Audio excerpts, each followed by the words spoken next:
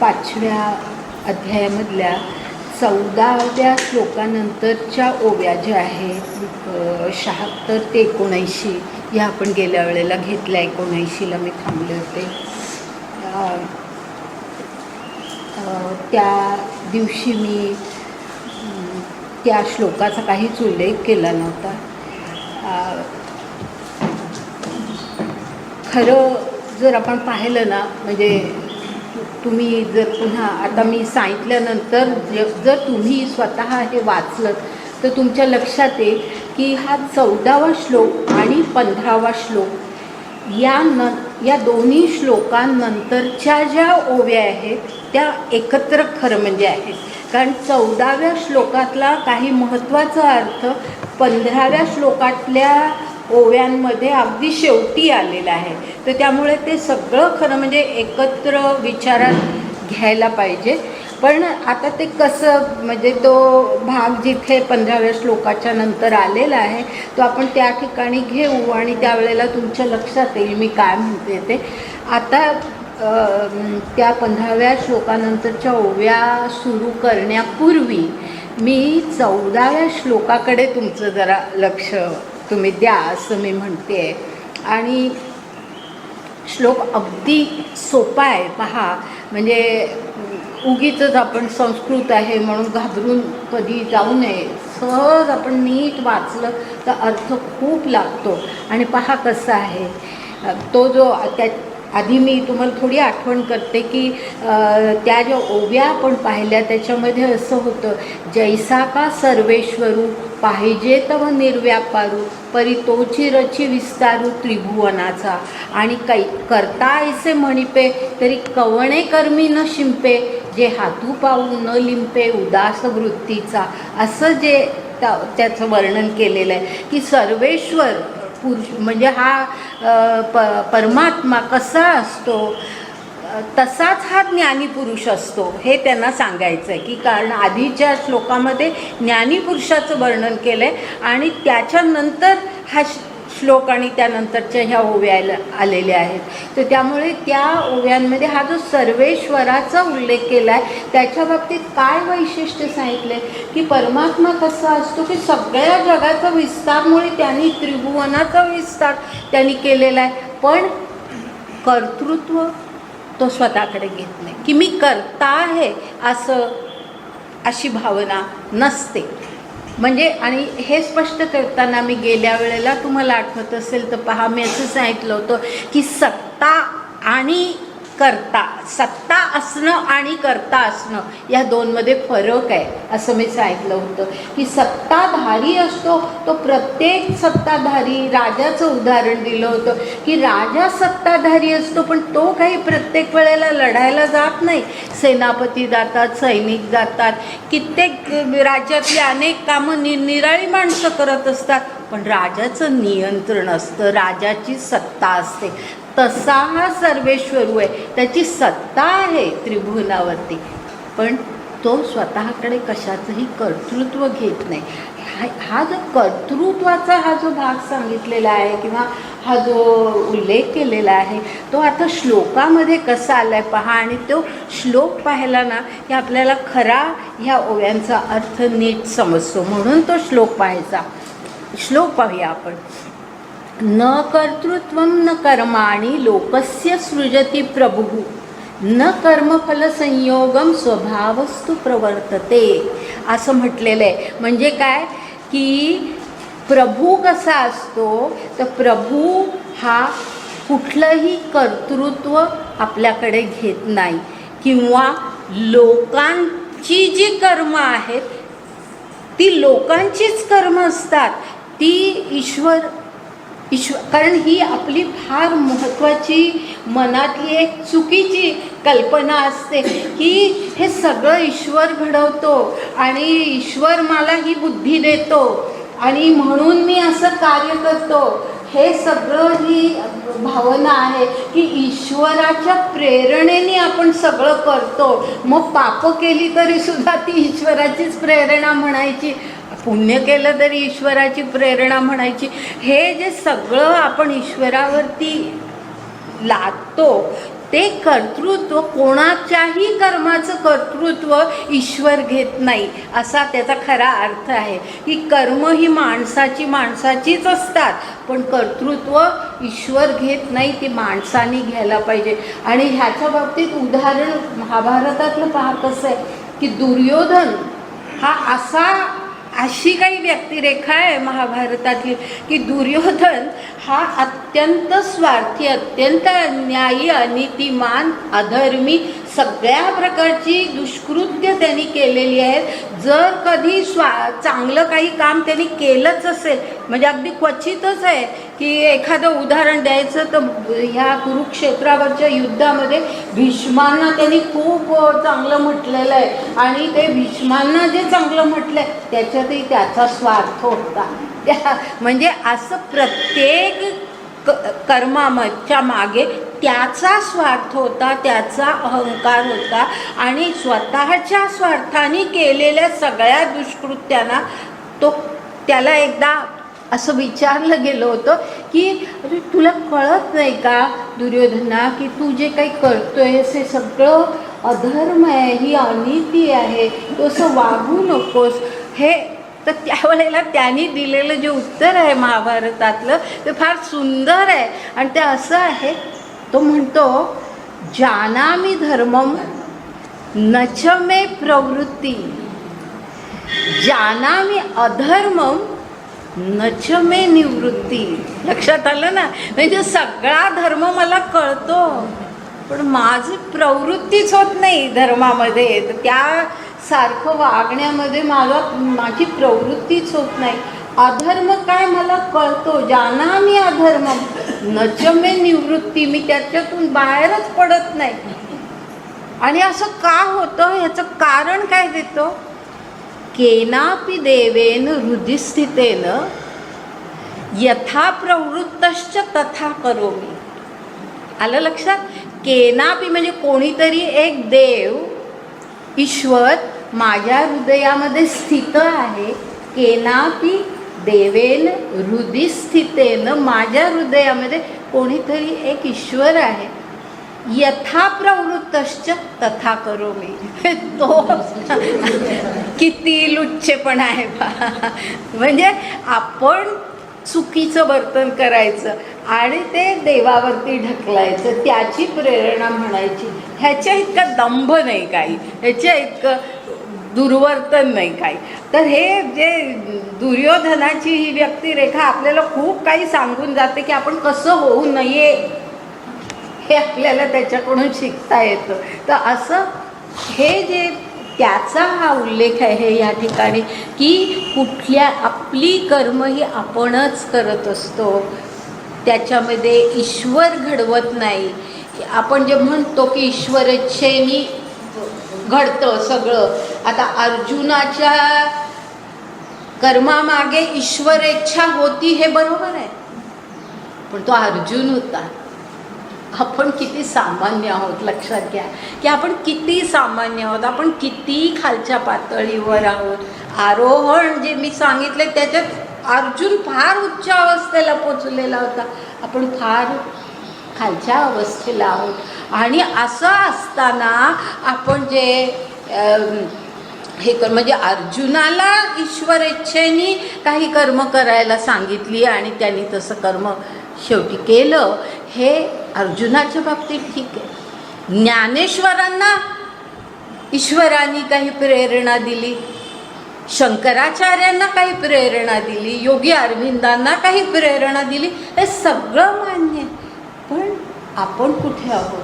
आपल्या प्रत्येक कर्माला ईश्वराला जबाबदार धरायचं नसतं. तर हे ह्या ठिकाणी आहे की न कर्तृत्वम न कर्माणि लोकस्य सृजती प्रभू. म्हणजे देव कोणाची कर्म आणि कर्तृत्व हे देव निर्माण करत नाही, ईश्वर निर्माण करत नाही, ते आपलं आपणच असतं. आणि पुढे असं म्हटलंय न कर्म फल संयोगम, असंही म्हटलंय. म्हणजे हे कर्म तू केलंस की ह्याचं हे फळ तुला मिळणार, हे सुद्धा ईश्वर ठरवत नाही. आपल्या कर्मांचं फळ आपल्याला मिळतच असतं. ह्या जीवनात असेल, पुढच्या जीवनात असेल कसंही असेल आपल्या कर्मांचं फळ आपल्याला मिळत असतं. म्हणजे कर्म आणि कर्माचं फळ ह्याचा संयोग हा ईश्वर घडवत नाही, आपण घडवतो. तर न कर्मफल संयोगम, पुढे काय म्हटलं, स्वभावस्तु प्रवर्तते. स्वभावस्तु म्हणजे आपोआप आपल्या कर्मांचं फळ हे आपल्यालाच मिळणार आहे, ते आपोआपच घडत असतं. हा असा त्या श्लोकाचा अर्थ आहे. आणि तो अर्थ आता इथे पहा कसा आलेला आहे. आता हा आपण 14व्या श्लोकानंतरच्या ओव्या आपण पाहिल्या. त्याच्या नंतर आता म्हणजे मी दुर्योधनाचं जसं उदाहरण दिलं ना, एकदम आठवण झाली म्हणून मी सांगते की दुर्योधनाचं मी उदाहरण दिलं की किती लबाड होता, की आपण स्वार्थाने केलेल्या गोष्टींना ईश्वरावरती तो ढकलत होता.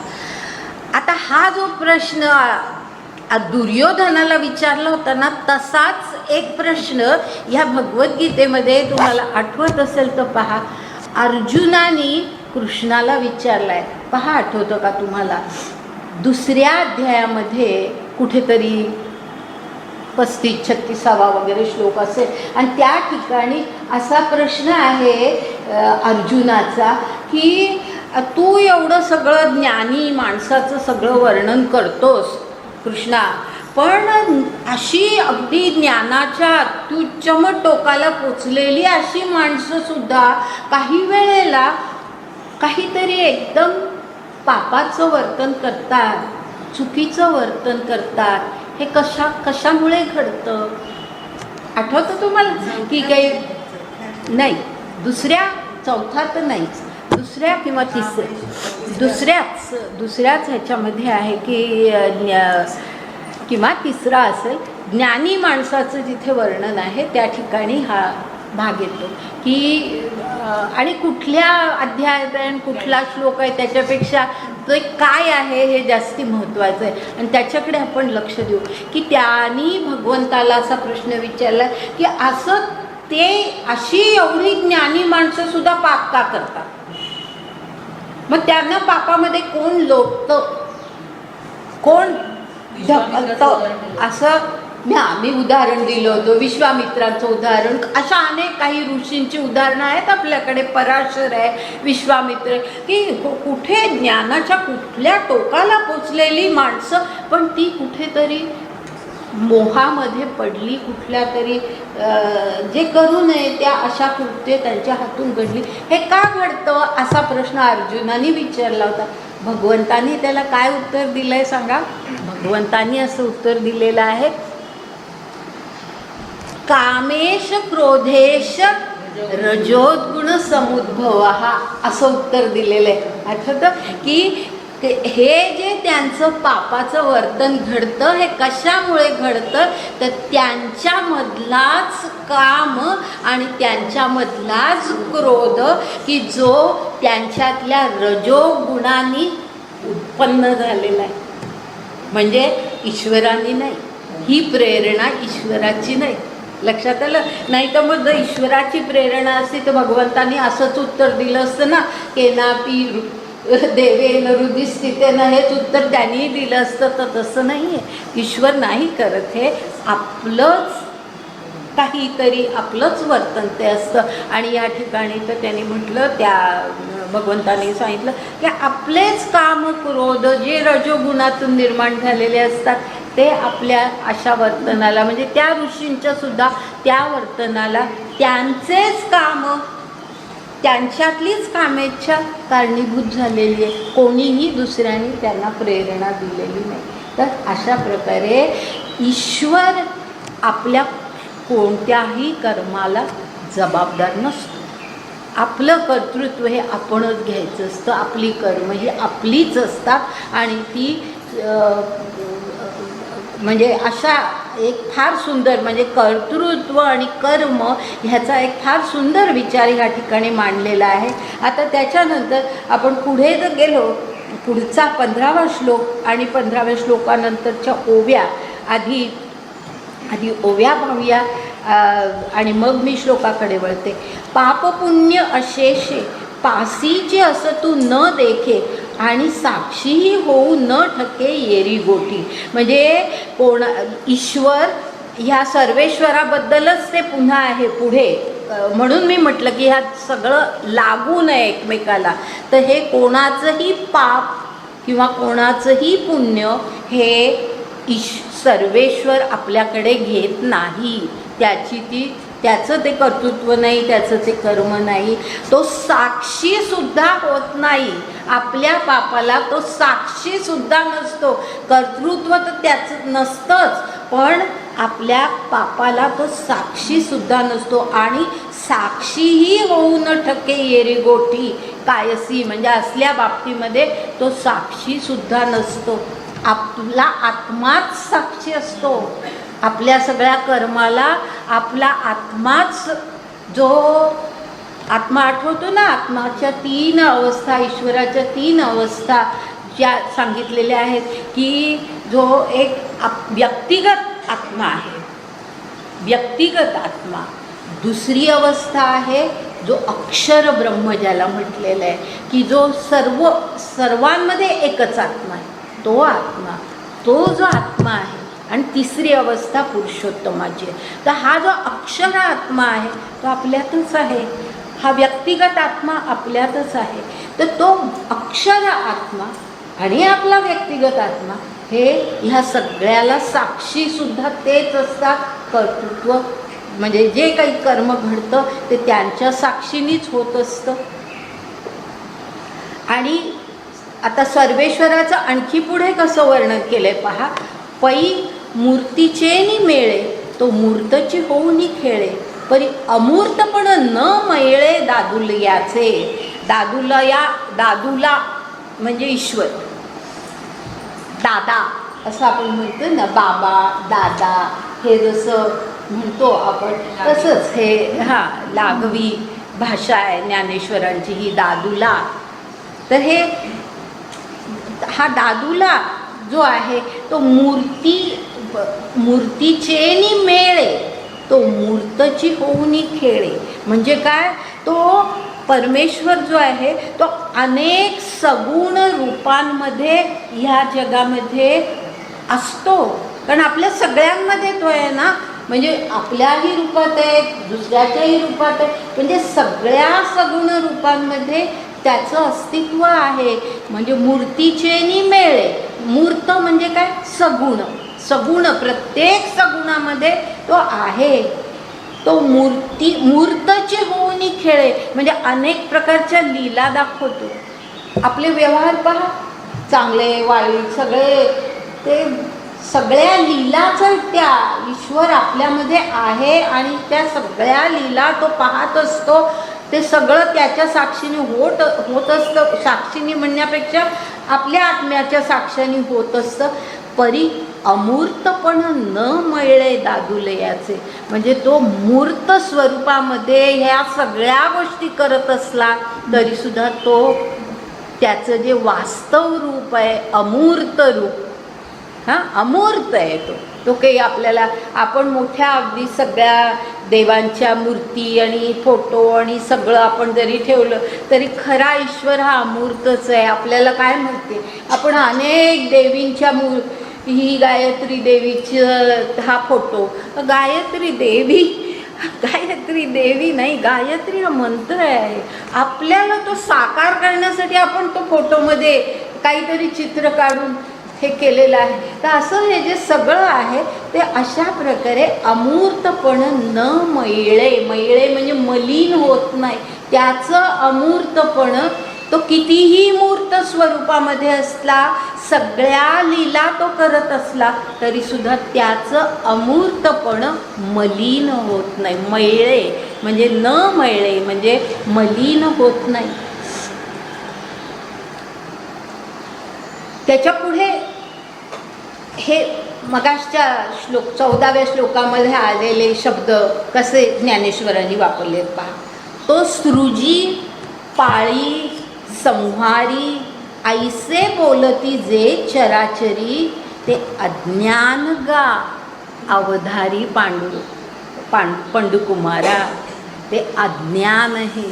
म्हणजे तो सृजी म्हणजे तो निर्माण करतो, तो पालन करतो, तोच संहार करतो, हे जे म्हटलं जातं, हे जे सगळं जे चराचरी म्हटलं जातं, हे सगळं अज्ञान आहे, अज्ञान आहे. आपण या ठिकाणी तुमच्या मनामध्ये कदाचित ही शंका आली असेल म्हणून मी उल्लेख करते की आपण असं म्हणतो की ब्रह्मदेव हा निर्माता, विष्णू हा पालन करता आणि शिव हा संहार करता असं म्हणतो. आता हे जे तीन आहे ब्रह्मा विष्णू महेश म्हणजे पुरुषोत्तम नव्हे, लक्षात घ्या. पुरुषोत्तमाच्या ह्या निरनिराळ्या शक्ती आहेत. ही गीतेतली कल्पना फार महत्त्वाची.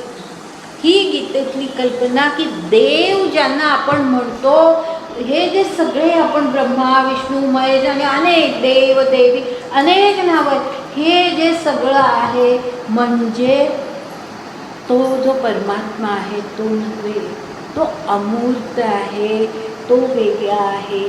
त्याच्या अनेक प्रकारच्या शक्ती आहेत, सर्व शक्तिमान आहे तो, सर्व प्रकारच्या शक्ती आहे. त्याच्याकडे निर्मितीची ही शक्ती आहे, त्याच्याकडे पालन करण्याची ही शक्ती आहे, त्याच्याकडे संहार करण्याची पण शक्ती आहे. पण ती शक्ती म्हणजे तो नाही, ती शक्ती या देवता. हा फरक लक्षात आला. म्हणजे ज्यांना आपण देव देवता म्हणतो तो त्या देवदेवता आणि हा जो परमेश्वर ज्याला म्हटलेला आहे गीते, हा वेगळा आहे. हे आपण लक्षात घ्यायचं. हा फरक पहिल्यापासून आपल्या ध्यानात राहायला पाहिजे, तर आपल्याला हा पुढचा सगळा व्यवस्थित कळणार आहे. की ह्याच्या आधीसुद्धा पहा यज्ञांचा उल्लेख जिथे आला होता, त्यावेळेला निरनिराळ्या देवतांसाठी माणसं यज्ञ करतात. त्या ठिकाणी असा उल्लेख होता की निरनिराळ्या यज्ञांमध्ये काही देवतांना उद्देशून तो यज्ञ केला जातो. काही वेळेला तो यज्ञ सफल होतो, तुम्ही केलेल्या अपेक्षा पूर्ण होतात. हे सगळं जरी खरं असलं तरी त्या ठिकाणी तुम्ही जर ते श्लोक किंवा त्या ओव्या वाचल्या तर तिथे असा उल्लेख आहे की ते जे सगळं होत असतं ते माझ्या शक्तीने होत असतं, मी करत नसतो. ते देव आणि हा परमेश्वर ह्यामध्ये हा गीतेमध्ये फार महत्त्वाचा फरक दाखवला आहे. आणि हा जसं आपण पुढे जाऊ ना तसं तुम्हाला हे जे मी आत्ता सांगते हे जास्ती पुढे आणखी समजेल. आता ही फक्त थोडक्यामध्ये मी ही कल्पना सांगितली.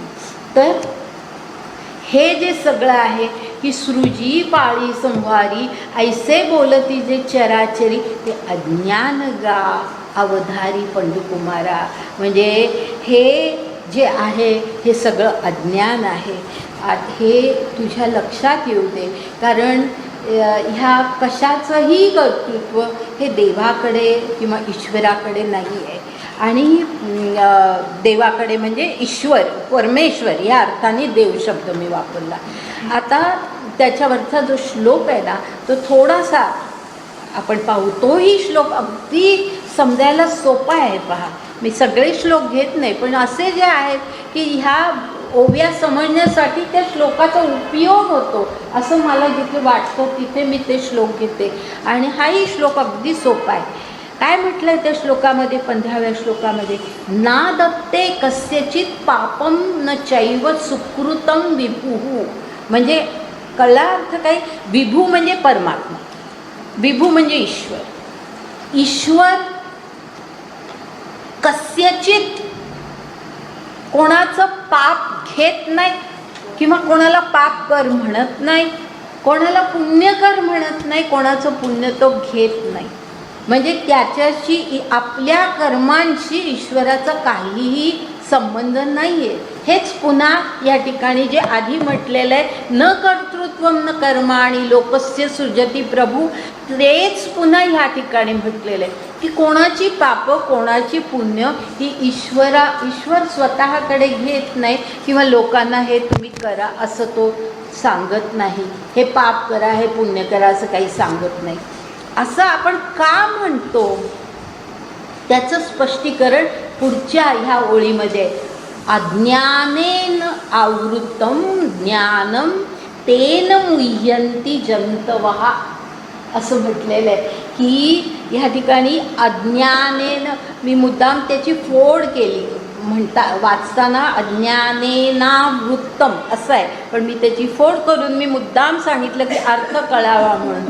अज्ञानाने आवृत्त झालेलं आहे, आवृत्त म्हणजे पांघरून पडलं आहे, आवरण पडलं आहे. कशावरती? ज्ञानावरती. ज्ञान, अज्ञानाने सगळं ज्ञान लपलं आहे, त्याच्या त्या आवरणाच्या आत गेलं आहे. खरं म्हणजे आपल्यामध्ये ज्ञान आहे, जे ज्ञानदेवांमध्ये आहे, जे चैतन्य ज्ञानदेवांमध्ये आहे, तेच चैतन्य तेच ज्ञान आपल्यामध्येही आहे. आपलाही आत्मा जो अक्षर ब्रह्म आहे तो तेच ज्ञानाचंच ज्ञान, त्याच्यामध्येही तेच आहे, तेच ते चैतन्य आहे. पण आपण ज्ञानदेवांसारखे का नाही? आपण ज्ञानदेवांसारखे नाही, आपण शंकराचार्यांसारखे नाही, आपण विवेकानंदांसारखे नाही. आपण असे का नाही ह्याचं कारण या ठिकाणी दिले की आपलं जे ज्ञान आहे ते आवृत्तम, कशानी? अज्ञानाने. अज्ञानाने सगळं पांघरलं गेलं आहे, त्याच्या आत दडलं आहे. आपलं ज्ञान बाहेर प्रकट होत नाही. ज्ञानदेवांचं चैतन्य प्रकट झालं, आपलं चैतन्य आत, जे खरं चैतन्याचं जे खरं स्वरूप आहे ते आत दडलं गेलेलं आहे. त्याच्यावरती अज्ञानाचं पांघरून आहे. आणि ते जे अज्ञान आहे ते ह्याच्यामध्ये सगळ्या ज्या विश्वामध्ये, ज्या सगळ्या संसारामध्ये, ज्या सगळ्या एकूण प्रकृतीमध्ये आपण राहतो त्याच्यामुळे ते निर्माण झालेलं आहे. आणि ते सांगताना कसं म्हटलंय पहा, अज्ञानेन आवृत्तम ज्ञानम तेन मुह्यन, तेन म्हणजे त्यामुळे, मुह्यन्ति जंतवः. जंतवः, जंतू म्हटलंय, मानवः असं सुद्धा म्हटलेलं नाही आहे, लक्षात घ्या. तेन मुह्यन्ति मानवः असं सुद्धा म्हटलेलं नाही, तेन मुह्यन्ति जंतवः. आपण एका जंतूसारखे आहोत, किड्यासारखे आहोत. की किड्याला काय कळतंय की आपण कशात आहोत, आपण घाणीत आहोत, कशात आहोत, काय कळतंय? म्हणजे पुढे आता जर आपण ह्याच्या पुढे मला वाटतं ओव्यांमध्ये हा भाग आलेला आहे कुठेतरी, जेव्हा येईल तेव्हा आपण पाहू. पण आपण अगदी असं एखाद्या जंतूसारखे आपण त्याच अज्ञानामध्ये, त्याच ह्याच्यामध्ये वावरत असतो. आणि आपल्याला हे अज्ञान आहे, ह्या आपल्या चुका आहेत, ह्याच्यातून आपल्याला काहीतरी सुधारलं पाहिजे ह्याचीही आपल्याला जाणीव नसते. इतके आपण त्याच्यामध्ये गुंतलेलं असतो आणि तेच खरं आहे, तेच चांगलं आहे असं आपण मानत असतो. तर म्हणून मानवः न म्हणता जंतवः म्हटलंय. म्हणजे आपण काय आपली अवस्था आहे हे इतक्या स्पष्ट शब्दामध्ये या ठिकाणी सांगितलेलं आहे. आणि आता हे जे आहे, हा जंतवः हा जो शब्द आहे ना तो पुढे येईल आणि त्यावेळेला मी तो आणखी स्पष्ट करीन. आपण आता पुढे जाऊया.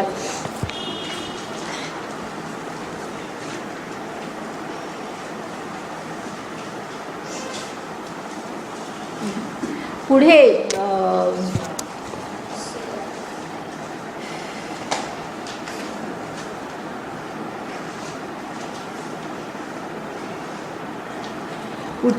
पुढची जे 16वा श्लोक आहे,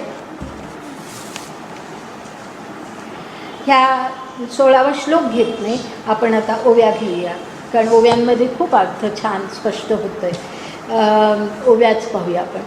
ते अज्ञान जे समूळ तुटे, म्हणजे जे अज्ञान आवृत्त, ज्ञान ज्या अज्ञानाने आवृत्त झालेलं आहे, ज्याच्या आवरणाखाली आहे, ते अज्ञान जयी, म्हणजे ज्याच्यामध्ये, जयी याचा अर्थ ज्या माणसामध्ये, ज्या ज्ञानी माणसामध्ये हे अज्ञान समूळ तुटे, सगळं पूर्णतः ज्याचं अज्ञान नाहीसं झालेलं आहे, संपूर्णतः ज्याचं अज्ञान नाहीसं झालेलं आहे, तई म्हणजे तो माणूस काय होतो, त्याच्या बाबतीत काय घडतं, तर भ्रांतीचे मसैरे फिटे, म्हणजे ज्या भ्रांतीमध्ये तो आहे, भ्रांती कशाची, ह्या अज्ञानामुळे निर्माण झालेली भ्रांती, की जी भ्रांती त्या मसैरे, ह्याचा अर्थ त्याचा ज्याला आपण म्हणतो ना दिव्यावरची काजळी म्हणतो की नाही, दिव्यावरती जर काजळी चाचली तर प्रकाश चांगला बाहेर पडत नाही, तर ते मसैरे ह्याचा अर्थ काजळी. तर ती काजळी कशाची आहे, भ्रांतीची, अज्ञानाची काजळी आपल्या भोवती आहे, आणि ती त्याच्यामुळे आपल्याला कळत नाही. पण ज्या व्यक्तीच्या बाबतीमध्ये हे भ्रांतीचे मसैरे, म्हणजे ही काजळी पुसली जाते, ती काजळी नष्ट होते, त्याला कळतं की मग अकर्तृत्व प्रकटे ईश्वराचे, म्हणजे ईश्वर हा करता नाही आहे, आपणच करत असतो सगळ्या गोष्टी, आपल्या कर्माला आपणच जबाबदार असतो, ईश्वर नसतो. तर सर्वेश्वराचं जे अकर्तृत्व आहे, त्याची सत्ता आहे, पण तरीसुद्धा करतो आपण. जसं मी आधी साळुंकीचं उदाहरण देताना म्हटलं होतं की तोंडातून आवाज तिच्याच बाहेर पडतो, कंठातून तिच्याच आवाज बाहेर पडतो, पण बोलविता धनी वेगळाची, असं जे आहे ना, तर तो आहे, त्याचं नियंत्रण आहे, त्याची सत्ता आहे, पण शेवटी आवाज तर बाहेर पडला पाहिजे, आणि तो तिच्याच कंठातून बाहेर पडतो.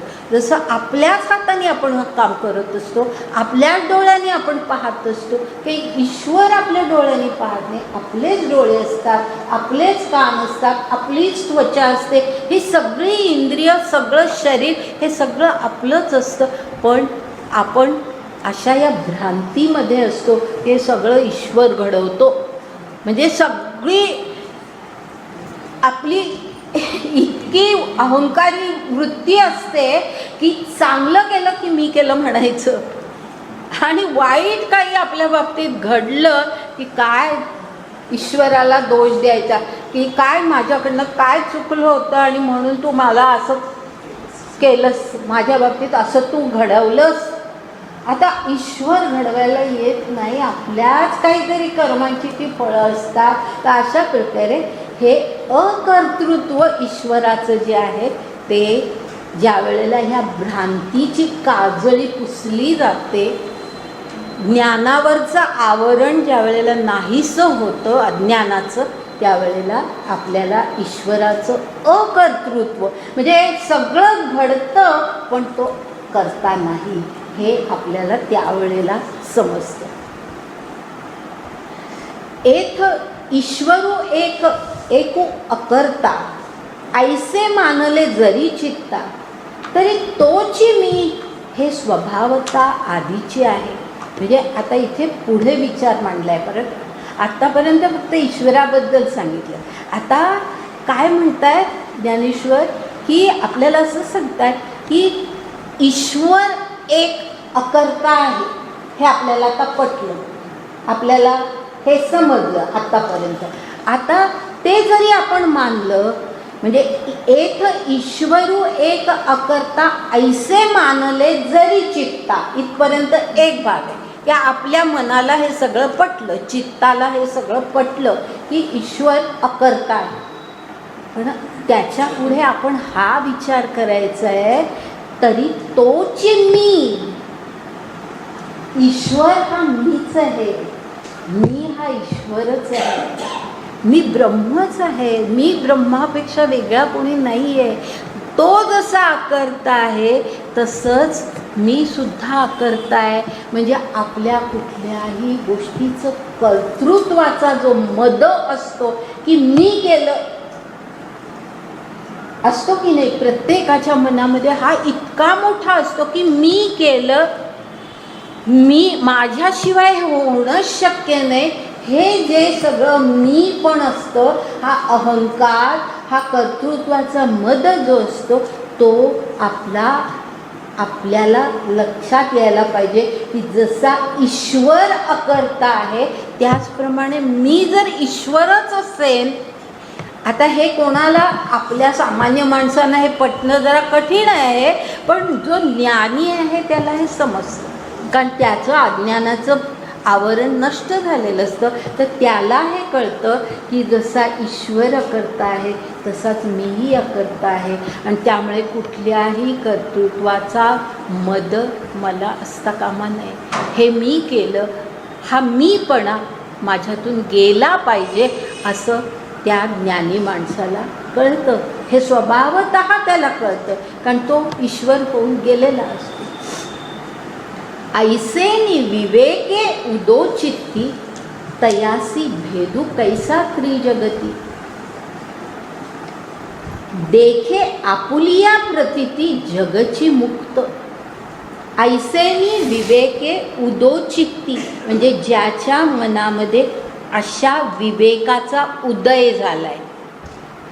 ऐसेनी विवेके उदोचित्ती, ज्याच्या चित्तामध्ये अशा प्रकारचा विवेक काय असतो, जो सारासार बुद्धी म्हणजे विवेक, की काय बरोबर आहे काय चुकीचं आहे हे जे सांगतो तो विवेक. तर असा विवेक ज्या वेळेला आपल्या मनामध्ये निर्माण होतो त्यावेळेला मग काय होतं, त्याचा परिणाम असा असतो की तयासी, अशा ज्ञानी माणसाच्या ज्याच्या मनामध्ये विवेक निर्माण झालेला आहे, उदय झाला आहे विवेकाचा, तयासी भेदू कैचा त्रिजगती.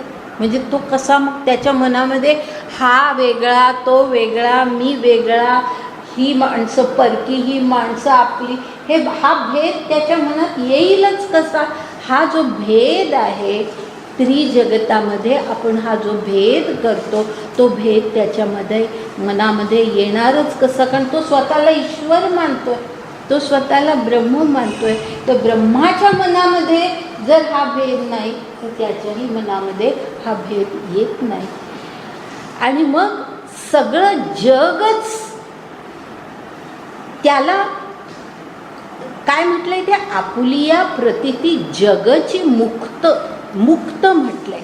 म्हणजे मुक्त ह्याचा अर्थ या ठिकाणी नीट घ्या की आपुलिया प्रतीती म्हणजे जसा मी ब्रह्म आहे, हा असा अर्थ आहे या ठिकाणी. ही प्रतीती त्याला आलेली आहे की जसा मी ब्रह्म आहे तसंच जगातला प्रत्येक माणूस हा ब्रह्मच आहे. मुक्त ह्याचा अर्थ तो आहे. जे जे भेटे भूत ते ते मानिजे भगवंत, असं जे म्हटलेलं आहे ना ते इथे.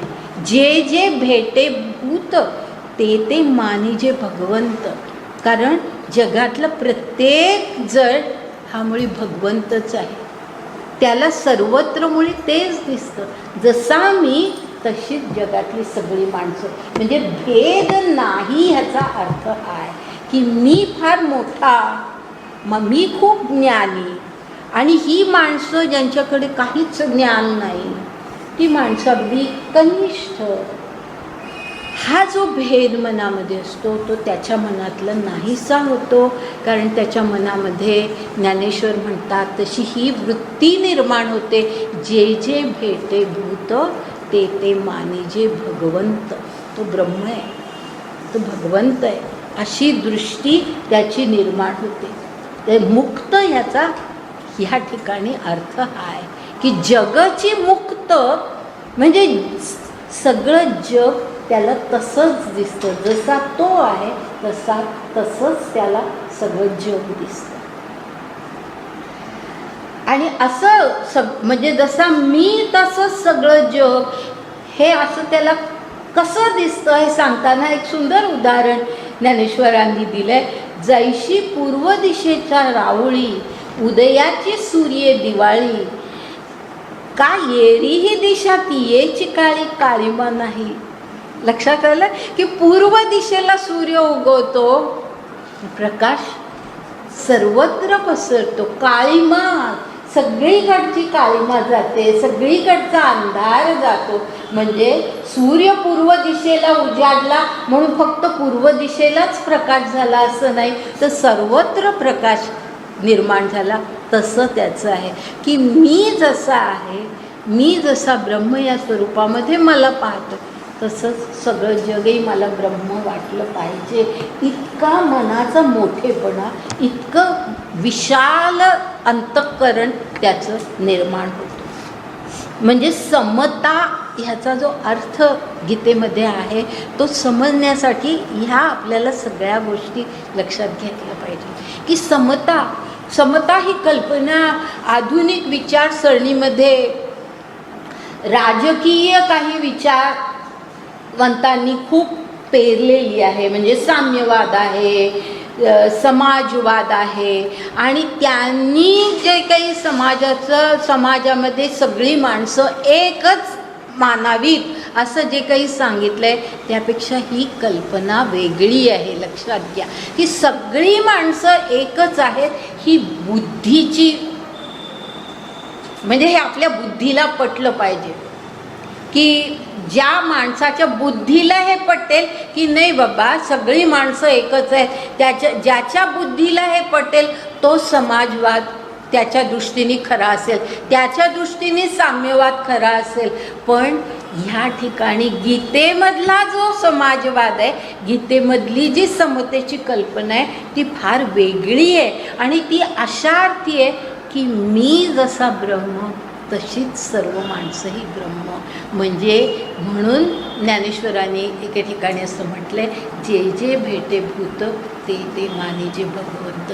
अशी समता आहे, अशी समानता आहे. म्हणजे साम्य समता ह्याचा फार खोलवर अर्थ आपल्या ह्या तत्त्वज्ञानामध्ये आहे. हे केवळ बुद्धीला नाही, हे कुठेतरी आत ही कुठली तरी अंतःकरणातली एक, म्हणजे अज्ञानाचं सगळं आवरण नाहीसं झाल्यानंतर, ज्ञान निर्माण झाल्यानंतर बुद्धीचं ज्ञान नव्हे. बुद्धी खूप ज्ञान घेते, आज खूप पदव्या आपण घेतो, पण ते ज्ञान वेगळं आणि हे ज्ञान वेगळं. हे जे ज्ञान आहे हे अंतःकरणामध्ये आपोआप प्रकाश निर्माण होणं, आपलं अंतःकरण प्रकाशित होणं, हे ते ज्ञान आहे. आणि ते ज्ञान ज्याच्या बाबतीमध्ये निर्माण झालेलं आहे त्याला समता खरी कळलेली असते. तर ही समता गीतेतली, आपल्या तत्त्वज्ञानातली ही समता आणि साम्यवाद समाजवाद ह्याच्यातली समता, ह्याच्यामध्ये फरक आहे. मला असं वाटतं की मी फार थोडक्यात सांगितलं, फार त्याचा मी विस्तार करत नाही, कारण तो आपला इथे विषय नाही. आता आपण पुढे जाऊ.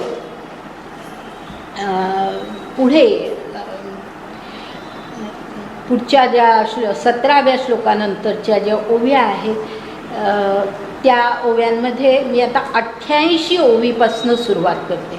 88, त्याच्या आधीची 87 ओवी मी टाळते, कारण थोडंसं उगीचच विचारांमध्ये घोटाळा होण्याची शक्यता आहे, म्हणून मी टाळते की उगीच काहीतरी कठीण होऊ नये असं मला वाटतं, म्हणून मी ती ओवी टाळते. पुढच्या ह्याच्यामध्ये जो विचार आहे तो अगदी स्पष्ट झालेला आहे.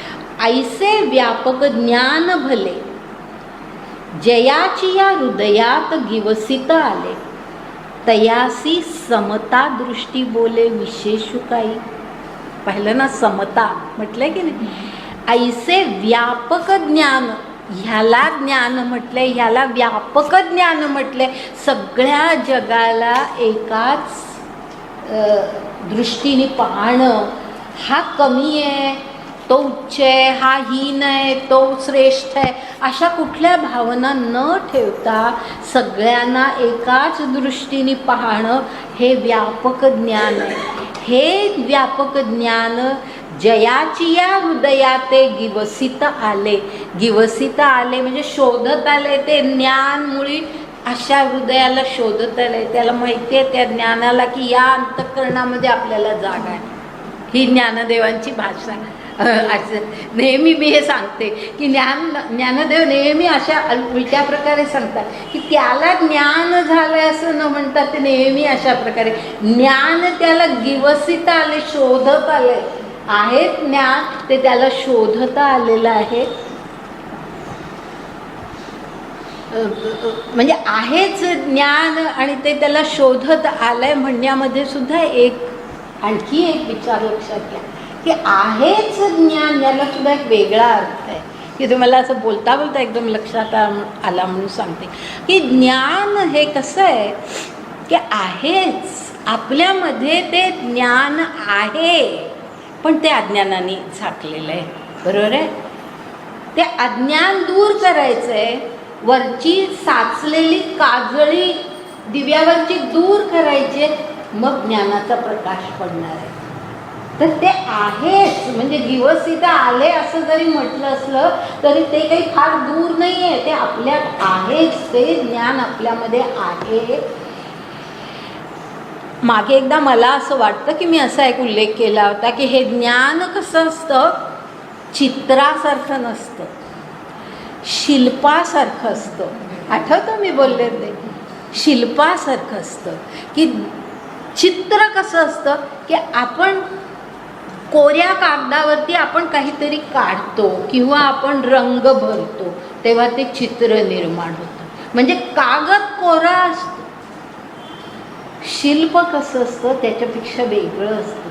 शिल्प जे असतं ते असलेल्या त्या दगडामध्ये तो शिल्पकार कोरत करत करत एक हवी तशी मूर्ती, सुंदर मूर्ती निर्माण करतो. ते शिल्प असतं. बरोबर आहे.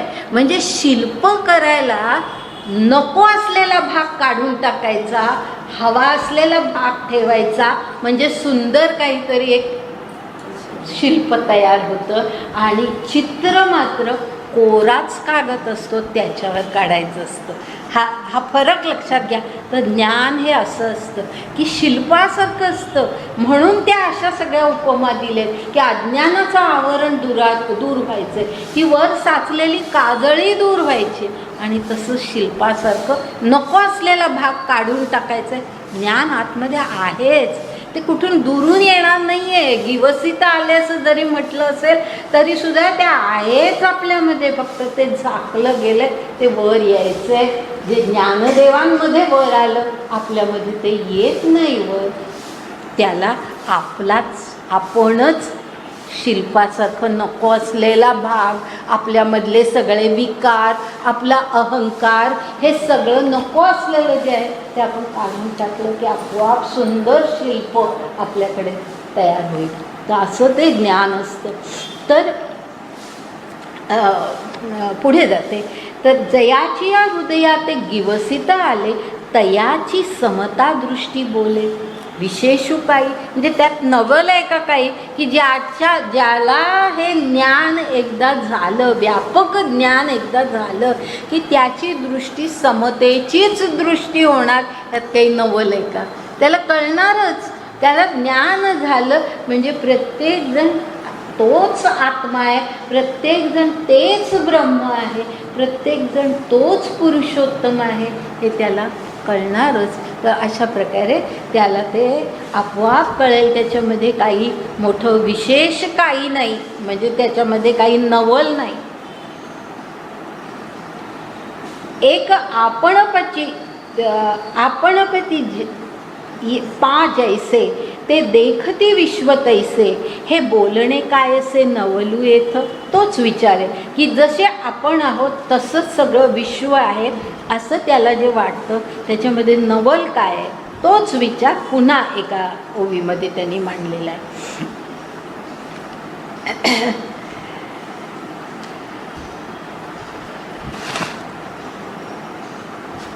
आता हे जे आहे की म्हणजे हे कसं होतं, तर हे जे ज्ञान आपल्यामध्येच आहे पण ते आपल्यामध्ये दिसत नाही आणि त्या ज्ञानामध्ये दिसतं असं का होतं, ह्याचं एक साधं कारण असं आहे की त्याला ज्ञान झाल्यामुळे त्याच्या सगळ्या दृष्टीला, त्याच्या सगळ्या इंद्रियांना तसंच वळण लागले. पडिले वळण इंद्रिया सकळ असं म्हटलं जातं. पडिले वळण इंद्रिया सकळ, सगळ्या इंद्रियांना मुळे तसंच त्याच्या दृष्टीला तेच दिसतं, त्याच्या कानाला तेच ऐकू येतं, त्याच्या त्वचेला तोच स्पर्श वाटतो, त्याला भेदाभेद कुठे जाणवत नाही. असं त्याच्या इंद्रियांना हे वळण लागलेलं असतं. तर असं त्याच्या बाबतीमध्ये घडतं.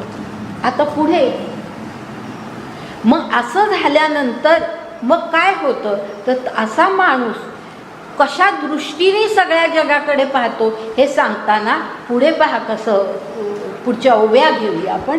त्याच्यामध्ये कसं म्हटलेलं आहे, मग हा मशकू, हा गजू, हा श्वपचू, हा द्विजू, पैल इतरू, हा आत्मजू, हे उरेल के. म्हणजे लक्षात आलं तुमच्या की हा मशकू, मशकू म्हणजे चिलटं असतात ना, तर इतका बारीकसा प्राणी, आणि हा गजू म्हणजे केवढा अवाढव्य प्राणी. हां, म्हणजे फरक दाखवलेत की आता हे भौतिकदृष्ट्या हे सगळे फरक आहेत, त्याच्या मनामध्ये हे सगळे सारखेच आहेत. तर हा मशकू, हा गजू, हा श्वपचू, हा द्विजू. श्वपचू ह्याचा अर्थ कनिष्ठ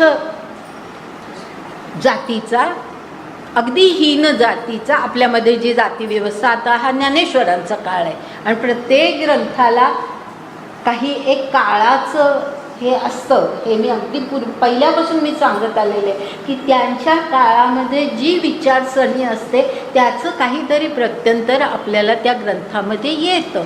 तर तसं हा विचार जो इथे मांडलेला आहे, आणि केवळ हे असे काहीतरी शब्द घ्यायचे, आणि म्हणून ज्ञानेश्वरी अगदी टाकाऊ ग्रंथ आहे. ज्ञानेश्वर ह्याला काहीही कळतच नव्हतं. गीता म्हणजे सर्व दृष्टीने अयोग्य आहे असल्या सगळ्या गोष्टींना आता विसरामध्ये काही लेख वाचले होते मी. आता संतांना विसरा असंच लेखाचं नावच होतं लोकसत्तेमध्ये लेखाला. आता संतांना विसरा. तर हे त्या काळातला हा संदर्भ आहे, हे आपण लक्षात घ्यायचं की या ठिकाणी जातीचा उल्लेख केलेला आहे. द्विज ह्याचा अर्थ ब्राह्मण, द्विज ह्याचा अर्थ ब्राह्मण. श्वपचू ह्याचा अर्थ अगदी हीन जातीचा, ज्यांना म्हणजे त्याचं भाषांतर करताना चांडाळ असं केलं जातं. चांडाळ म्हणजे अगदी हीन जातीचा. आता श्वपचू हा संस्कृतमधला खरं म्हणजे शब्द आहे, पण तो का आला ते मी सांगते. आता हे हीन जात वगैरे असे हे असं का प्रत्यक्षामध्ये आलं ते पण आपण लक्षात घेतलं पाहिजे की श्वपचू ह्याचा जो अर्थ आहे तो असा आहे की कुत्र्याचं मांस खाणारे ते श्वपचू. लक्षात आलं, कुत्र्याचं मांस खाणारे ते श्वपचू. आता मांसाहारी लोक हिंदू धर्मामधल्या लोकांमध्ये आहेत, पण श्वपचू म्हणजे कुत्र्याचं मांस खाणं म्हणजे इतक्या गरीब परिस्थितीमध्ये, इतक्या दारिद्र्यामध्ये असणारी ही माणसं, भुकेला काहीच नाही अशा वेळेला जे मिळेल ते खातात. आणि हे मी कुत्र्याचं मांस असं नाही, पण मी हे खरोखर तुम्हाला सांगते, मी हे प्रत्यक्ष डोळ्यांनी पाहिलेल्या गोष्टी आहेत. मी अनेक वर्ष मी कॉलेजमध्ये प्रोफेसर होते, तुम्हाला माहिती आहे, आणि मी माझ्या विद्यार्थ्यांना घेऊन आम्ही काही स्टडी टूर्सना जायचो आणि अनेक ट्रायबल एरियाजमध्ये, ह्या आदिवासी विभागांमध्ये आम्ही खूप ठिकाणी संबंध महाराष्ट्रामध्ये गेलेलो. तर असं आम्ही डोळ्यांनी पाहिलेलं आहे. किंवा काही पूर्वीच्या रिसर्च प्रोजेक्ट्समध्ये मी काम केलं की ज्याच्यामध्ये नंदीवाले म्हणजे हे नंदी बैल घेऊन येणारे, नंतर धनगर ह्यांचा अभ्यास इरावती कर्वेंच्या मार्गदर्शनाखाली मी केलेला आहे. तर ह्या सगळ्या ह्याच्यामध्ये मी स्वतः डोळ्यांनी पाहिलेल्या या गोष्टी आहेत की आपण कल्पनाच करू शकत नाही अशा गोष्टीसुद्धा. ही काही माणसं भुकेला काही नाही त्यावेळेला काय माणसं खाऊ शकतात. तर आपल्याला घोरपड हा प्राणी माहिती आहे. आता घोरपड आपल्याला कशी माहिती आहे की तानाजी घोरपडीला धरून सिंहगड चढला एवढंच आपल्याला घोरपड माहिती आहे. पण मी डोळ्यांनी पाहिलेली गोष्ट सांगते की घोरपड त्या वन्यजातीमध्ये जिथे आम्ही होतो तिथे ती माणसं घोरपड पकडून घरामध्ये जराशी 3 दगडाच्या चुलीवरती थोडंसं शिजवलेली ती घोरपडीचं हे मुलं आनंदाने खात होती. हे मी माझ्या डोळ्यांनी पाहिलेली गोष्ट आहे. म्हणजे हे जे आहे ना हे आपल्याला हे ऐकताना सुद्धा आपल्याला कसं होतं. मी हे डोळ्यांनी पाहिलं आहे. आमचे विद्यार्थी बरोबर असं त्यांना तर नको मॅडम चला तुम्ही दुसरीकडे चला असं वाटायचं की हे नाही आपल्याला बघवत सुद्धा नाही असं वाटायचं. पण ह्या प्रत्यक्ष घडणाऱ्या गोष्टी आहेत. आता हे जिथे असतं आता आपल्याला ह्या गोष्टींबद्दल जे वाटतं ना घृणा वाटते की हे काय आहे. पण आता त्यांचं जीवनच तसं आहे त्याच्यातून निर्माण झालेल्या गोष्टी आहेत. पण आपल्याला त्याची घृणा वाटते. आपलीही चूक आहे असं नाही त्यांचीही चूक आहे असं नाही. पण ही जी घृणा वाटते ना त्याच्यातून मग हीन जाती उच्च जाती ह्या गोष्टी निर्माण.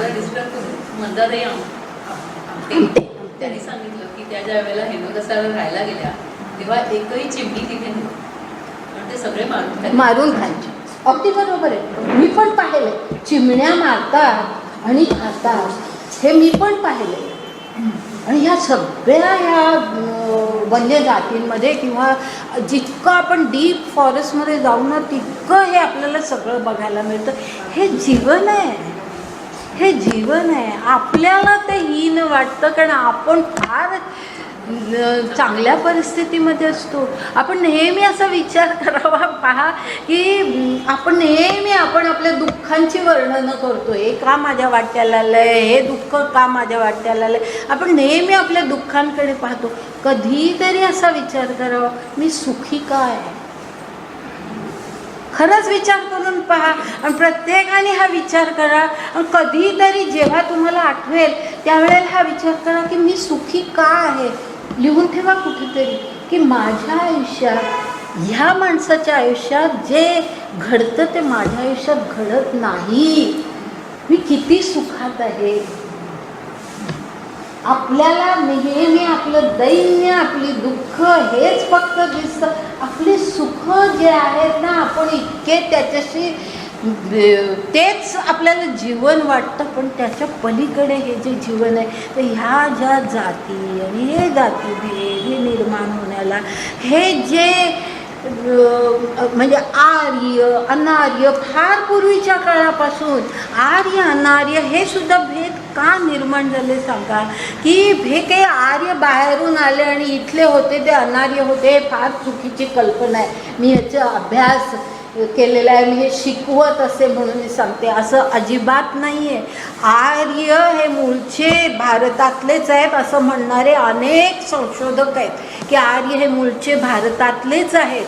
आणि अनार्य आणि आर्य हे काही वंश नाही आहे. आर्य भाषा आहेत. आर्यन लँग्वेजेस जे बोलतात ते आर्य आणि त्या लँग्वेजेस जे बोलत नाहीत त्यांना द्राविडियन्स असं म्हणतात. द्राविडी भाषा म्हणजे सगळ्या आपल्या साऊथ इंडियामध्ये ज्या सगळ्या 5 भाषा आहेत त्या सगळ्या द्राविडियन भाषा ज्या आहेत त्यांना पूर्वी आर्य त्यांना परके मानत होते. आर्य हे त्यांना कारण भाषेच्या दृष्टीने ते त्यांच्यापेक्षा वेगळे ते काही बाबतीत. पण आज जर आपण पाहिलं तर संस्कृतचं ज्ञान जितकं साऊथ इंडियामध्ये आहे तितकं आपल्याला नाही आहे. आपल्या देशात आपल्या ह्या वरच्या भागामध्ये तितकं ज्ञान संस्कृतचं आणि संस्कृत ग्रंथांचं सुद्धा तेवढं ज्ञान नाही आहे. वेदसुद्धा पहिल्यांदा प्रिंट झालेले आहेत मद्रासमध्ये, साऊथ इंडियामध्ये. तर अशा प्रकारे तर हे आपण जे सगळं आर्य नार्य हे जे सगळं फार पूर्वीपासून आलं आहे, हा संस्कृतीतला भेद आहे. हा वांशिक भेद नाही आहे. हे कोणी हीन आणि कोणी उच्च असं नाही आहे. हे सगळे संस्कृतीमधले भेद आहेत. आणि असे हे जे भेद आहेत त्याच्यामध्ये हा जो श्वपचू वगैरे हे जे शब्द आलेले आहेत हे ह्या काही जातींना मग त्यांच्या ज्या वागण्याच्या पद्धती, त्यांच्या ज्या खाण्याच्या पद्धती ज्या आपल्याला अत्यंत गलिच्छ वाटतात त्यांना मग त्याच लोकांना गलिच्छ म्हणणं, मग त्यांना वाळीत टाकणं, त्यांना बाजूला ठेवणं. मग बाजूला ठेवलं की आपोआपच ते कुठे राहणार सांगा. आपली जर चांगली एक वस्ती राज्यव्यवस्थेमध्ये असेल त्याच्या पलीकडे जर त्यांना ठेवलं तर ते कुठेतरी रानातच राहणार, ते कुठेतरी गलिच्छ वस्त्यांमध्ये राहणार. मग ते गलिच्छ आहेत म्हणून त्यांना शिक्षणाचा अधिकार नाही, मग ते अशिक्षित राहणार. हे सगळं एकातून एक निर्माण झालेलं आहे. तर असं म्हणून हे उच्च आणि नीच ह्या ज्या सगळ्या कल्पना आल्या आहेत तर ह्या ठिकाणी श्वपचू हा का शब्द आलेला आहे हे सांगताना परत मोठं हे सांगितलं. पण श्वपचू हे आपल्याला कळलं पाहिजे की असं का म्हणतात. तर त्याचं कारण हे आहे की जे इतरांच्या दृष्टीने हीन होतं, अशा प्रकारचं मांस खाणं हे हीन समजलं जायचं म्हणून. आणि हा जो द्विजू शब्द आहे तो या ठिकाणी त्याचा अर्थ द्विज ह्याचा अर्थ खरं म्हणजे जास्ती व्यापक आहे आपल्या संस्कृत ह्याच्यामध्ये. पण ह्या ठिकाणी द्विजू ह्याचा अर्थ ब्राह्मण असा आहे. ह्याचं कारण तुम्ही जो वरचा श्लोक पाहिला ना तर तिथे ब्राह्मणे असा शब्द आलेला आहे बघा. वरचा श्लोक 18वा श्लोक बघा, त्याच्यामध्ये ब्राह्मणे असा शब्द आलेला आहे. पण त्या ब्राह्मणे असा जो शब्द आहे ना त्याच्या आधी जे आहे ना तेही फार महत्त्वाचं आहे आणि ते आपण टाळतो, त्याच्याकडे दुर्लक्ष करतोय. काय म्हटलंय? विद्या विनय संपन्ने ब्राह्मणे. विद्या विनय संपन्ने ब्राह्मणे म्हणजे केवळ ब्राह्मण आई माता पित्यांच्या उदरी जन्मला म्हणून ब्राह्मण नव्हे. विद्या आहे त्याचबरोबर विनय आहे, हे दोन्ही आहे तो ब्राह्मण. असं म्हणजे त्याचं द्विज ह्या शब्दाचाही अर्थ आपण नीट घेतला पाहिजे. या ठिकाणी ब्राह्मण हाच अर्थ आहे, पण त्याला हा मागे जे विशेषणं लावली ती सुद्धा आपण दुर्लक्षित ठेवायची नाही. तर अशा प्रकारे मग हा मशकू हा गजू की हा श्वपचू हा द्विजू, पैल इतरू हा आत्मजू. आत्मजू म्हणजे हा माझा, पैल इतरू म्हणजे हा परका, हा माझा हा परका. हे उरेल के असं राहील का? एकदा हे समदृष्टी माणसाला आली, समदृष्टीचं एकदा ज्ञान झालं की मग हे असं अशा प्रकारे हे भेद त्याच्या मनामध्ये राहतील का? पुढेही तसंच आहे ना. तरी हे धेनू, हे श्वान, धेनू म्हणजे गाय, हे श्वान म्हणजे कुत्रा, ही गाय आहे, हा कुत्रा आहे. सगळे आपण भेद करत असतो. एक गुरु, एक हीन. गुरु ह्याचा अर्थ श्रेष्ठ असा आहे. गुरु ह्याचा एरवी जो अर्थ घेतो तो नाही आहे, म्हणजे अर्थात गुरु हा श्रेष्ठच म्हणूनच गुरु शब्द वापरला आहे. पण एक गुरु म्हणजे एक श्रेष्ठ आणि एक हीन.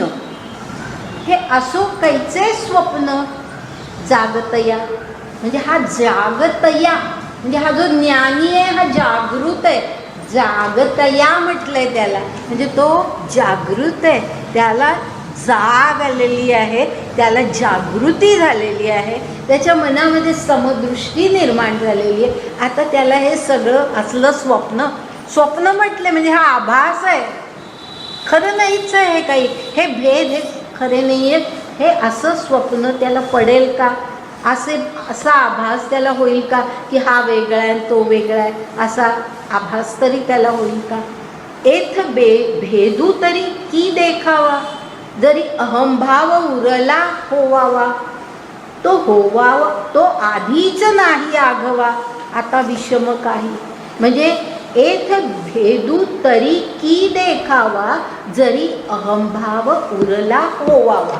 हे एकत्र घ्या की जोपर्यंत आपल्या मनामध्ये अहंभाव असतो, मी कोणीतरी, हा जोपर्यंत आपल्या मनामध्ये हा मी माझं हे सगळा भाव असतो, अहंभाव असतो, तोपर्यंत एथ भेदू तरी देखावा, तोपर्यंत हा भेद दिसतो. जोपर्यंत मीपणा आहे तोपर्यंत परका आणि मी ह्याच्यातला फरक आपल्याला दिसतो. असा अर्थ येतो. एथ भेदू तरी की देखावा, का दिसतो भेद, जरी अहंभाव उरला होवा. म्हणजे अहंभाव असतो मनामध्ये म्हणून भेद दिसतो. आता या ज्ञानी माणसाच्या बाबतीत काय झालं, तो आधीची नाही आघवा, म्हणजे त्याच्या मनामध्ये मुळे हा नाहीच आहे, अहंभाव संपला आहे त्याचा अहंभावच संपलेला आहे, म्हणूनच त्याला आपण ज्ञानी म्हणतो. त्याचा अहंभावच संपलेला आहे. आता विषम काही म्हणजे त्याला विषमता दिसेलच कशी, तो हा वेगळा तो वेगळा असं म्हणेलच कसा. आता हे जे आहे ना, या ठिकाणी समतेचा उल्लेख केलेला आहे, पण तोही आपण समता ही कल्पना ही नीट समजावून घेतली पाहिजे. कारण ह्याच्याही सगळ्यांना समान लेखणं हा आपण सर्व समतेचा अर्थ घेतो, बरोबर. आता हे जे उदाहरणं इथे दिलेली आहेत ना, हे धेनू एक श्वान, हे उदाहरण घ्या. एक गाय आहे, एक कुत्रा आहे, ह्याच्यामध्ये ज्ञानी माणसाला भेद दिसणार नाही, सगळ्यांना तो समदृष्टीने पाहिजे, म्हणजे समता.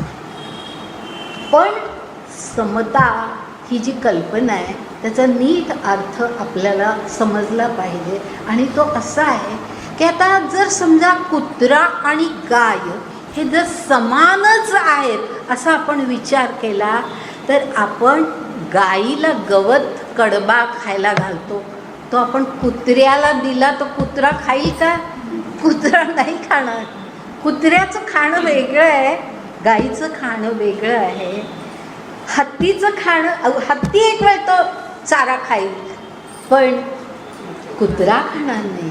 तो म्हणजे ह्यामध्ये ह्याचा अर्थ असा लक्षात घ्यायचा, समतेचा अर्थ असा लक्षात घ्यायचा की समदृष्टीने सगळ्यांकडे बघायचं. ह्याचा अर्थ सगळ्यांच्या बाबतीत समभाव ठेवायचा, समभाव ठेवायचा. म्हणजे त्यांच्यामध्ये भेद करायचा नाही, म्हणजे आपपरभाव करायचा नाही, आपपरभाव करायचा नाही. किंवा हा श्रेष्ठ आहे म्हणून त्याला काहीतरी उच्च स्थान दिलं, गुरुला उच्च स्थान दिलं, आणि हा हीन आहे म्हणून त्याला काहीतरी कनिष्ठ कुठेही बस म्हणून सांगितलं. हा भेद करायचा नाही. पण त्यांच्या ह्या प्रत्येकामध्ये हा जो भेद आहे तो आपल्याला लक्षात घ्यावाच लागतो. की आता साधं उदाहरण पहा की डॉक्टर आहे, एखादा डॉक्टर सगळ्यांशी प्रेमाने वागतोय, तो काही कोणाला हा गरीब आहे तो श्रीमंत आहे म्हणून तो भेद करत नाही, सगळ्यांशी तो प्रेमाने वागतो. गरीब असो, अडाणी असो, शिकलेला असो, श्रीमंत असो, कसंही असो, तो सगळ्यांशी प्रेमाने वागतो. म्हणून डॉक्टरनी सगळ्यांना एकच औषध दिलं तर चालेल? नाही ना चालणार. प्रत्येकाला औषध त्याच्या रोगाप्रमाणेच दिलं पाहिजे ना. म्हणजे ह्याचाच अर्थ समता, ह्याला प्रत्यक्ष व्यवहारामध्ये ह्या काही गोष्टींचा विचार करून ती समता पाळायची असते, की एकच औषध सगळ्यांना नाही चालत. आता पहा, ह्याच्यातच आठवलं म्हणून सांगतो की तुकारामांचं असे 2 अभंग आहेत बरं का. एक अभंग असा आहे की ज्याच्यामध्ये तुकाराम असं म्हणतात की दया करे जे पुत्रासी तेची दासा आणि दासी. हां, दया करे जे पुत्रासी, म्हणजे तुम्ही पुत्राला जी दया कराल की आपण करतो. आपल्या मुलाकडून चुकलं तर आपण क्षमा करतो. कारण माझा तो बाळ्या, दुसऱ्याचा तो कार्ट, असं असतं. तर त्यामुळे आपल्या पुत्राला आपण क्षमा करायला तयार असतो. पण तुकाराम काय म्हणतात, दया करे जे पुत्रासी तेची दासा आणि दासी. त्यांच्याहीकडून जर काही चुकलं तर तशीच दया तुम्ही त्यांनाही करा. हां, असं तुकाराम म्हणतात. तेच तुकाराम दुसऱ्या एका अभंगात काय सांगतात पहा. दया तिचे नाव, संतांचे पालन, आणिक निर्दालन कंटकांचे. म्हणजे मग तुकाराम एके ठिकाणी एक बोलतात, दुसऱ्या ठिकाणी दुसरं बोलतात. म्हणजे त्यांच्या बोलण्यामध्ये विसंगती आहे असा चुकीचा अर्थ घेऊ नका. तुकाराम फार सुंदर या ठिकाणी सांगतायत की जो संत आहे, जो साधुत्व ज्याच्यामध्ये आहे, ज्याच्यामध्ये सच्चेपणा, ज्याच्यामध्ये विवेक आहे, त्याला तुम्ही दया केलीच पाहिजे. त्याच्याकडून चूक झाली तरी त्याला दया केली पाहिजे. पण निर्दालन कंटकांचे, जो कंटक आहे त्याचं मात्र त्याला नाही दया करायची. जो दुष्ट आहे, जो दुष्टपणाच करतो आहे, मग आता दुर्योधन दुष्टपणाच करत होता, त्याला दया करून चालेल का? म्हणजे कृष्णाने हे युद्ध अर्जुनाला का करायला लावलं याच्यामागे हाही विचार करा. की तुकाराम जे म्हणतात तेच तिथे आहे की निर्दालन कंटकांचे केलंच पाहिजे, त्यांचं निर्दालन केलं पाहिजे, त्यांना दया करून चालणार नाही.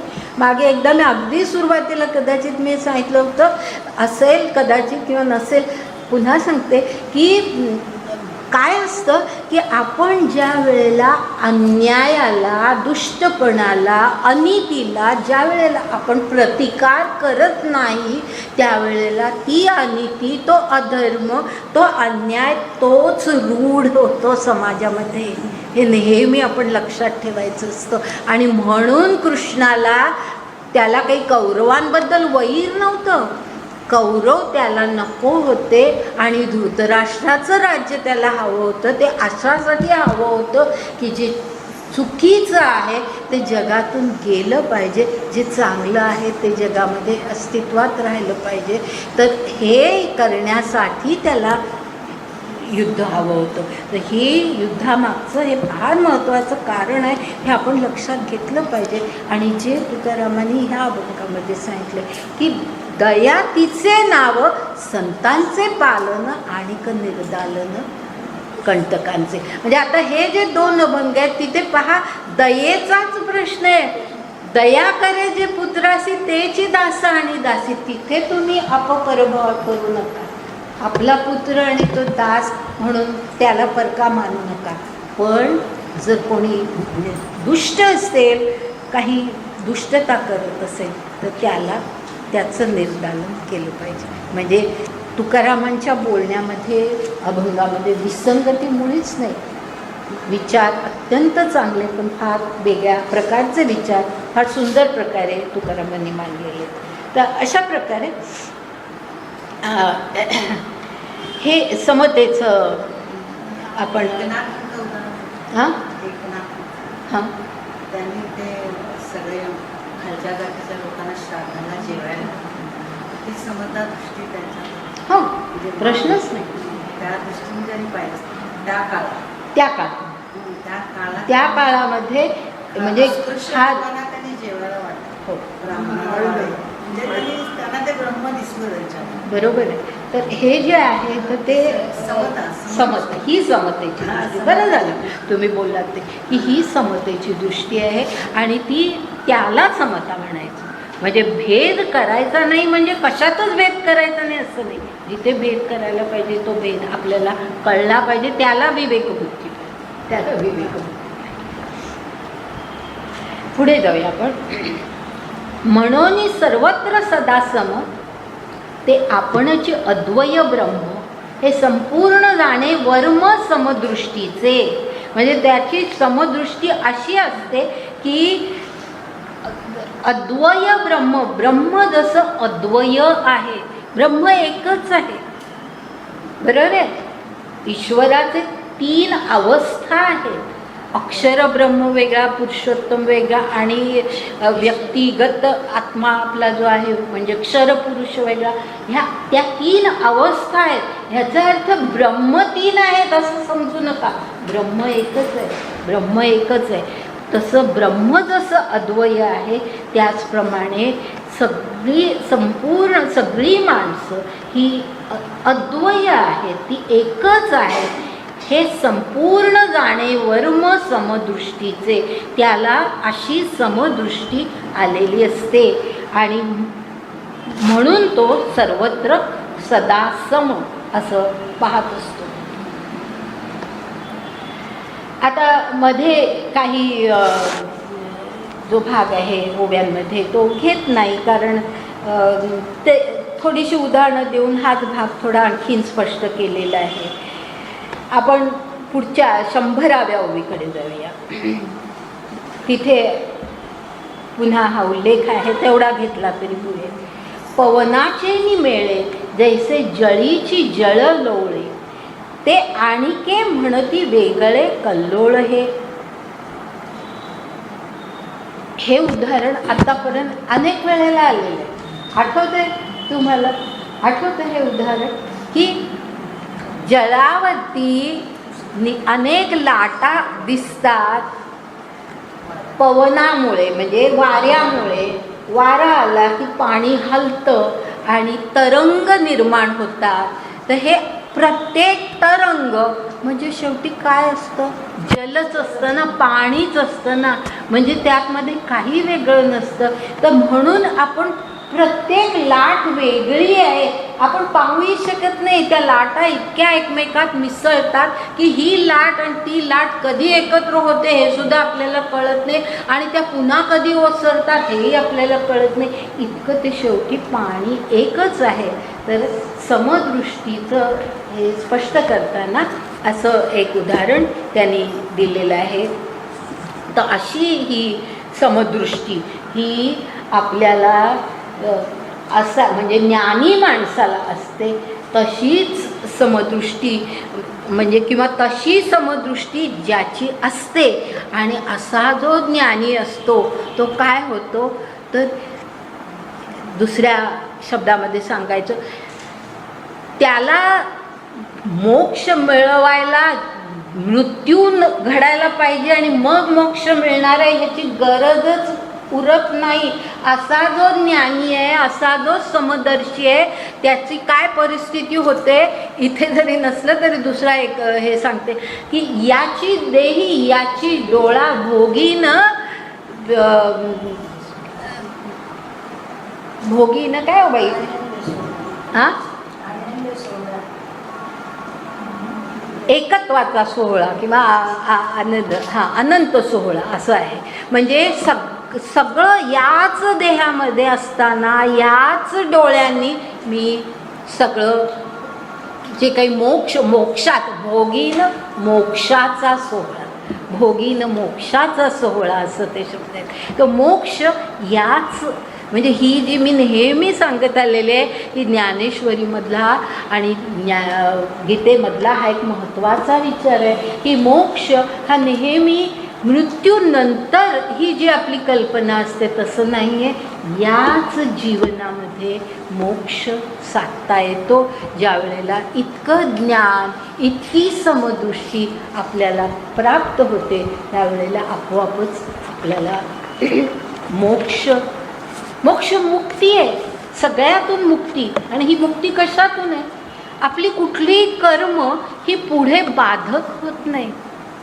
आपली कुठलीही कर्म बाधक होत नाही. आपल्यासारखंच आपण सगळ्या जगाकडेही पाहतो.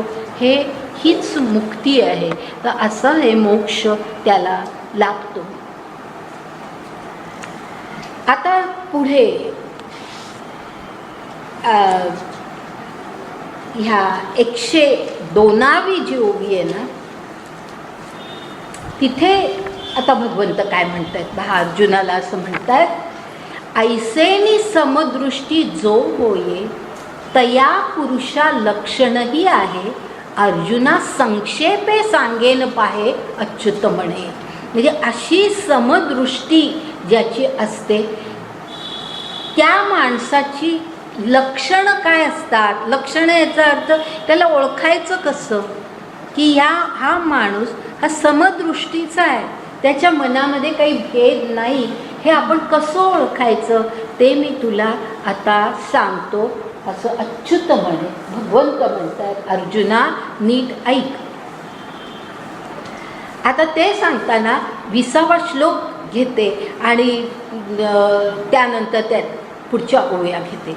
20वा श्लोक पहा कसा आहे की त्याच्यामध्ये न प्रविश्येत प्रियम प्राप्यम न उद्विजेत प्राप्य च प्रियम, ह्याचा अर्थ प्रिय मिळालं तरी म्हणजे आपल्याला अपेक्षित आहे. प्रिय ह्याचा अर्थ आपल्याला हवं आहे, आपल्याला अपेक्षित आहे, ते मिळालं तरी तो फार काही आनंदाने नाचत नाही.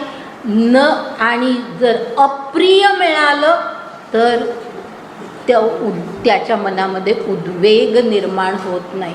असा तो पुढे काय म्हटलंय, स्थिर बुद्धी समूढो, म्हणजे असा तो असतो त्याची बुद्धी स्थिर बुद्धी असते. स्थितप्रज्ञ आपण पाहिलं ना, स्थितप्रज्ञता म्हणजे काय याचं पूर्ण विवेचन आपण केलेलं आहे. तर असा जो असतो तो स्थितप्रज्ञ असतो. स्थितप्रज्ञ म्हणजे काय सांगा बरं, की प्रज्ञा स्थित कुठे असते, कुठे असते, कोणाला स्थितप्रज्ञ म्हणतात, किंवा ती प्रज्ञा म्हणजे बुद्धी ही स्थित असते, त्याची बुद्धी चंचल नसते, त्याची बुद्धी स्थित असते, स्थिर असते असं मी म्हणते. आता ती स्थिर कुठे असते, बोला ना, आत्म्यामध्ये. सगळ्यांनी बोलायला लागा, काहीच हरकत नाही. आणि असं धरून चालू नका की कोणीतरी एकजण बोलणार आहे.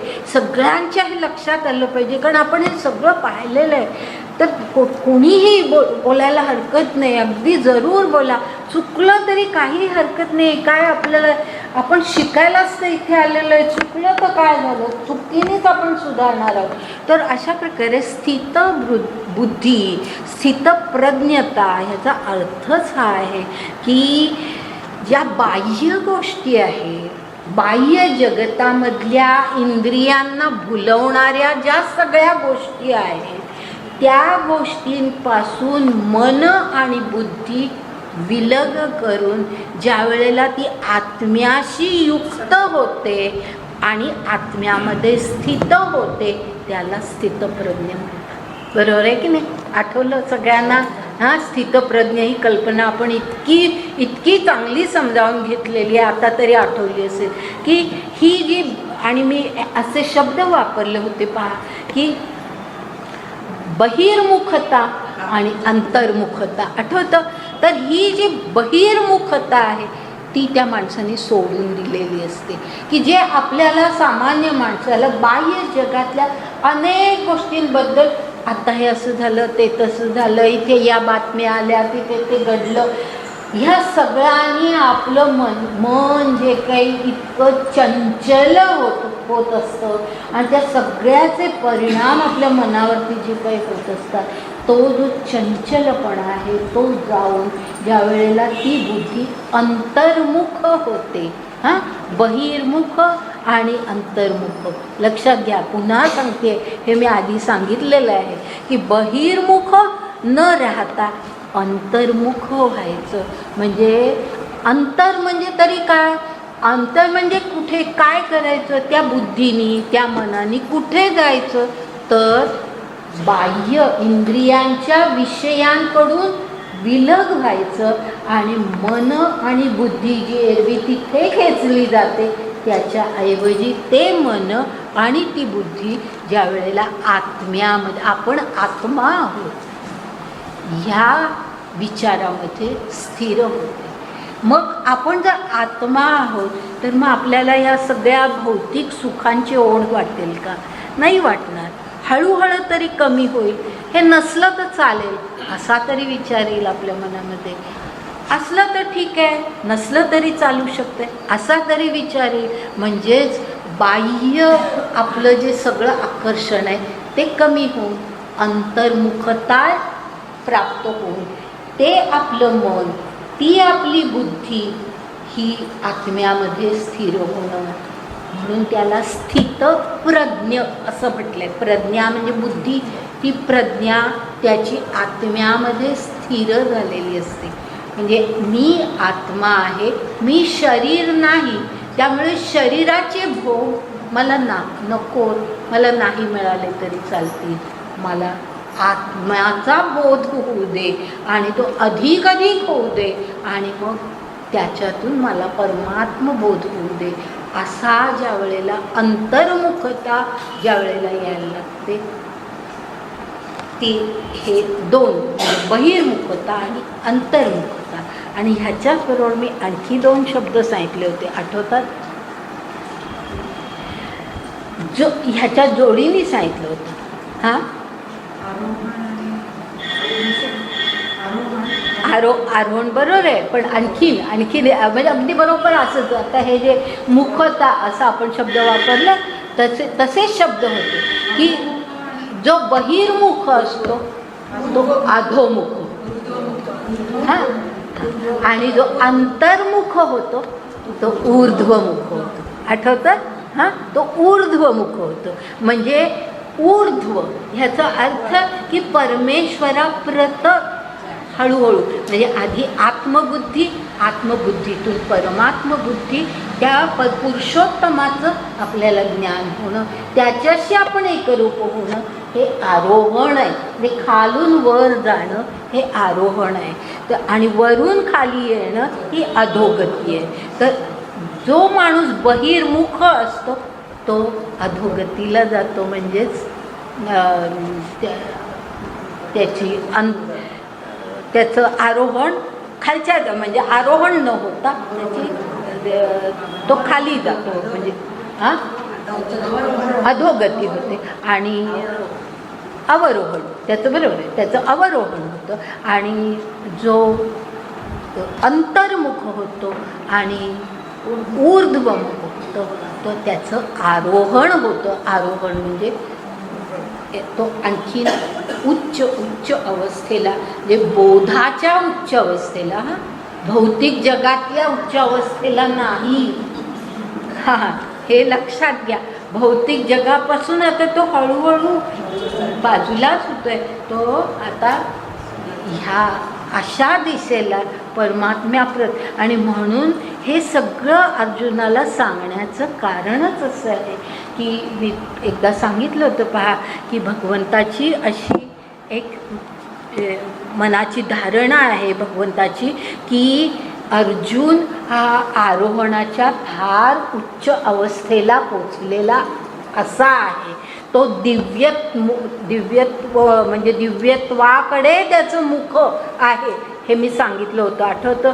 तर असा तो आहे आणि म्हणून त्यांनी अधोगतीला जाऊ नये, त्यांनी ऊर्ध्व दिशेने त्याची प्रगती व्हावी म्हणून त्याला हा सगळा उपदेश केला. आज आपण इथे थांबू, पुढचा पण म्हणतो.